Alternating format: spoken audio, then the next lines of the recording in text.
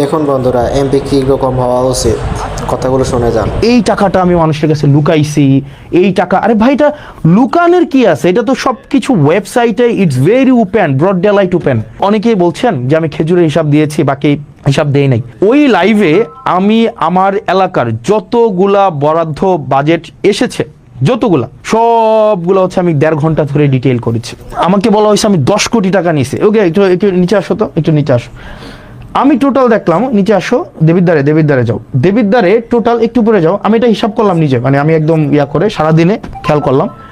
Total যখন আমি নির্বাচিত না, এগুলা সব উপজেলায় দেওয়া হয়েছে। এর মাঝখানে 2024-25 সালে এডিপি সাধারণ, এডিপি বিশেষ এবং রাজস্ব নিজস্ব সহ সব মিলায়া 8,42,00,000 টাকার প্রজেক্ট দেবিদ্বারে দেওয়া হয়েছে। 8,42,00,000, 1 টাকা কমও না, 1 টাকা বেশিও না।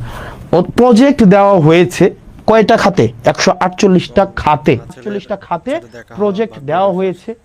এর মাঝখানে কোনো প্রজেক্ট ইটান্ডারে আছে, কোনো প্রজেক্ট হচ্ছে এর মাঝখানে আপনার হচ্ছে ফার্স্ট বিল নেওয়া হয়েছে, কোনো প্রজেক্টের ওয়ার্ক অর্ডার দেওয়া হয়েছে, কোনো প্রজেক্ট কমপ্লিট, একটা প্রজেক্ট তো পূর্ণাঙ্গ কমপ্লিট হয় নাই। আমি খোঁজ নিয়ে দেখলাম আপনার হচ্ছে কোন প্রজেক্ট কি অবস্থায় আছে, এটা কিন্তু আপনারা অনলাইনে গেলে আপনারা দেখবেন, মানে অনলাইনে সার্চ করলে এটা পাওয়া যায়। অথচ গত 2টা দিন মিডিয়া ট্রায়াল চালানো হলো, আমরা টাকা নিয়ে গিয়েছি।